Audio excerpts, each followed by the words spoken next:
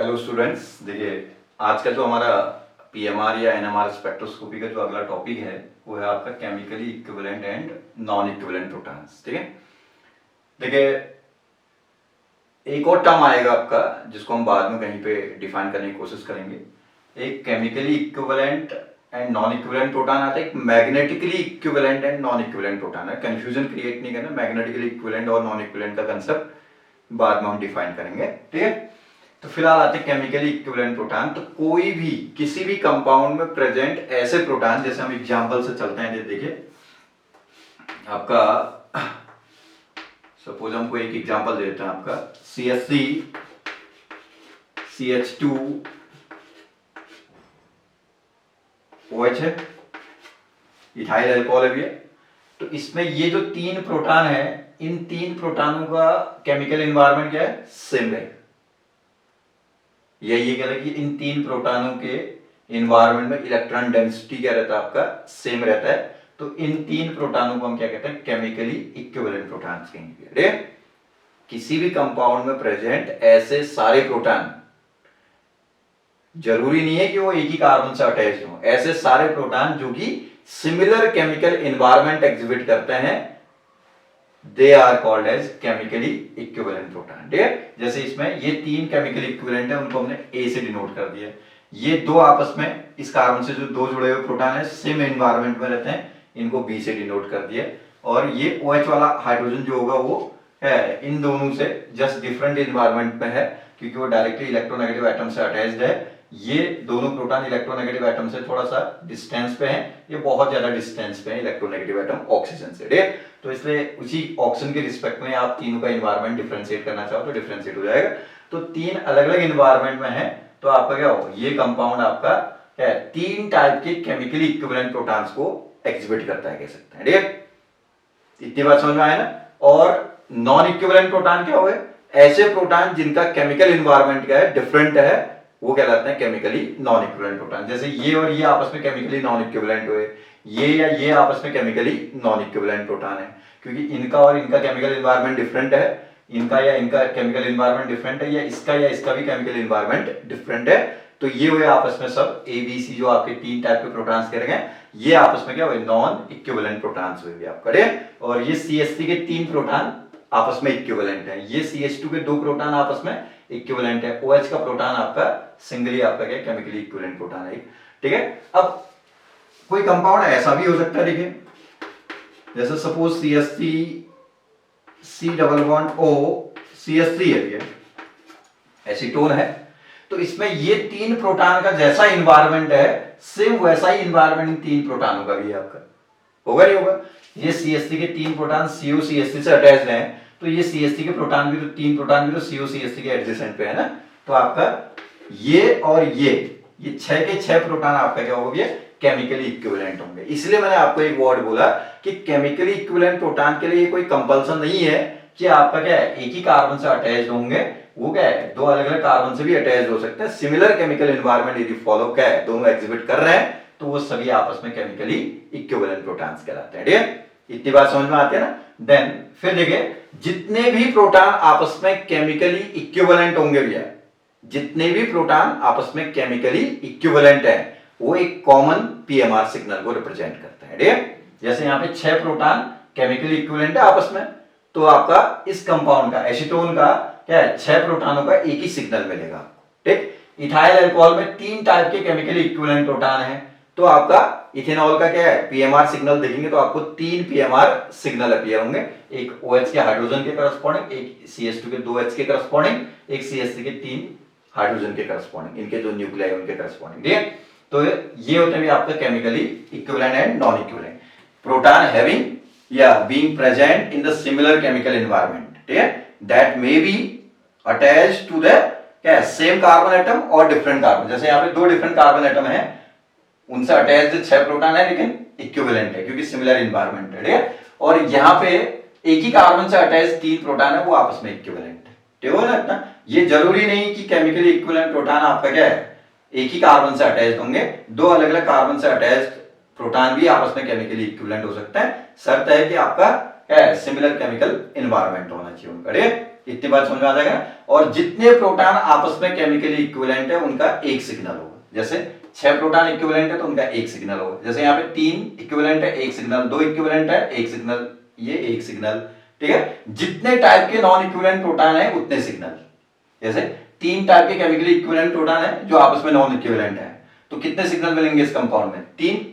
ठीक होगा ना। और इसमें आपका सभी के सभी प्रोटॉन आइडेंटिकल दिख रहे हैं, तो ये 6 के 6 प्रोटॉन क्या है, एक ही सिग्नल अपीयर करेंगे। ठीक है, ऐसे ही देखिए कुछ और एग्जांपल को मैं रिप्रेजेंट करता हूं आपके लिए। CH3 COO CH3, यहां पे ये भी CH3 ये भी CH3 है, लेकिन दोनों इक्विवेलेंट है या नहीं है? क्यों नहीं है? ये CH3 के 3 जो हाइड्रोजन है या प्रोटॉन है वो CO के एडजेसेंट पे है, ये CH3 के 3 प्रोटॉन ऑक्सीजन के एडजेसेंट पे है।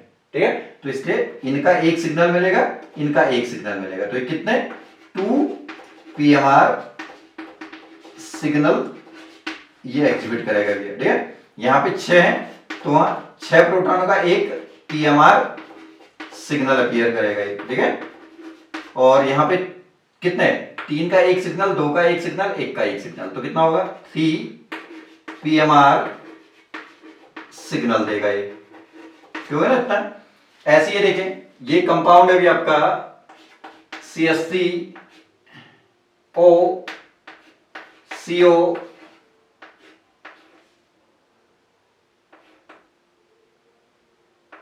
CH2 and CH2 and CH3। ठीक है ना, एस्टर है 1 2 3 4, ब्यूटानोइड है ना, मिथाइल ब्यूटानोइड। इसमें कितने PMR सिग्नल बनेंगे? ये CH3 और ये CH3 सेम एनवायरनमेंट में नहीं है। इस CH3 के बगल में ऑक्सीजन है, इसके बगल में CH2 है, तो ये एक टाइप का सिग्नल, ये दूसरे टाइप का सिग्नल। ये 3 प्रोटॉन इन 3 प्रोटॉन से इक्विवेलेंट नहीं है, दिख रहा है ना, इसके बगल में ऑक्सीजन है, इसके बगल में CH2 है। ठीक है, देन ये CH2 और ये CH2 आइडेंटिकल है क्या? नहीं है। ये CH2 CO के बगल में है, ये CH2 CH3 के बगल में है, तो ये हो गया C, ये हो गया D। तो यहाँ पे कितने टाइप के केमिकल इक्विवेलेंट प्रोटॉन है? 4, तो ये 4 PMR सिग्नल आपको एग्जिबिट कराएगा ये कंपाउंड। ठीक है ना।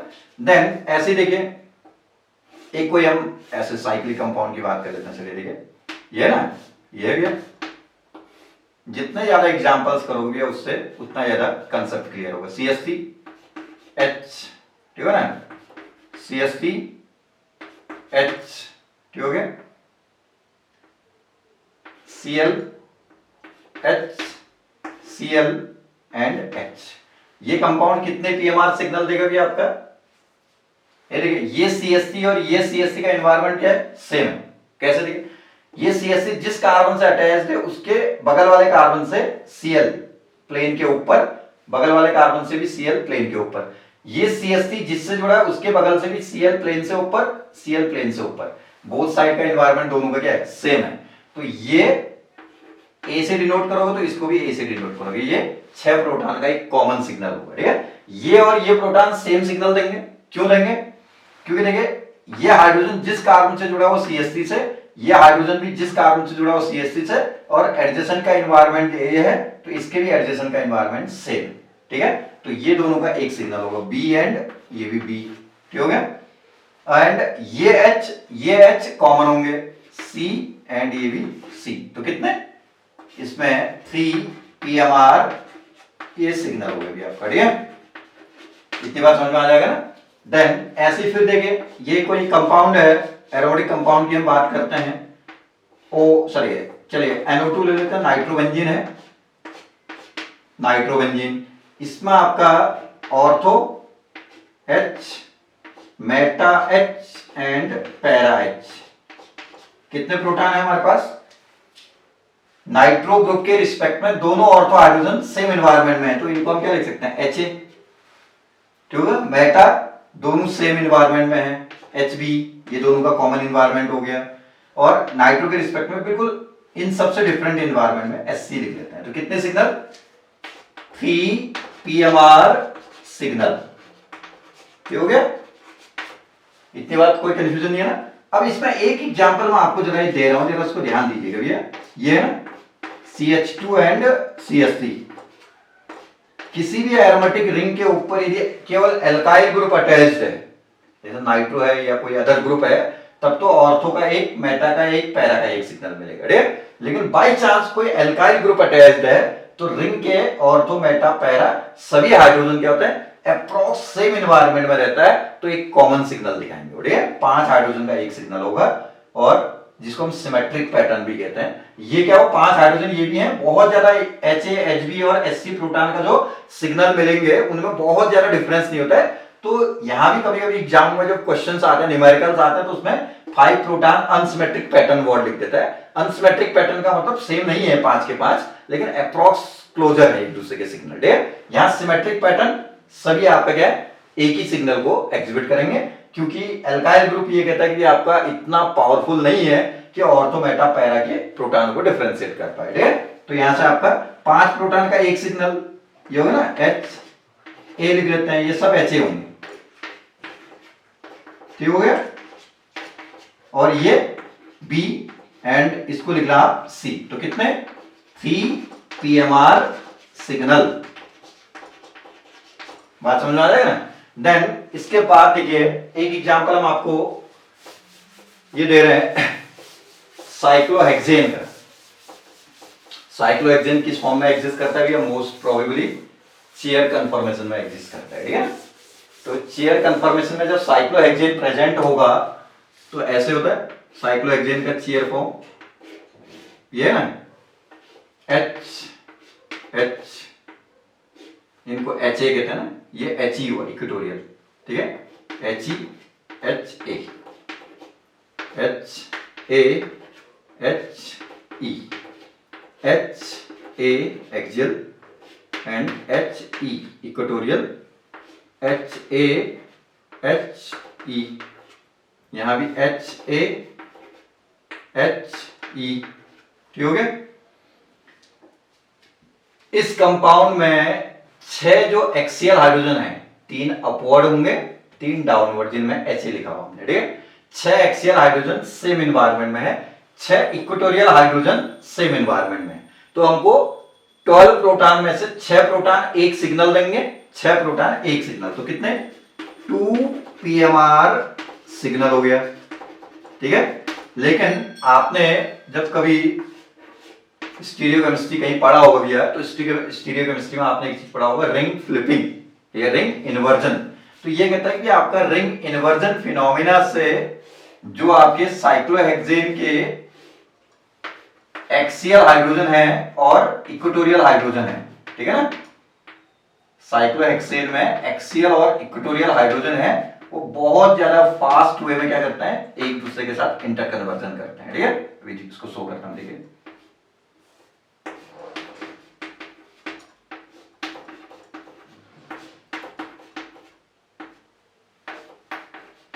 ये है,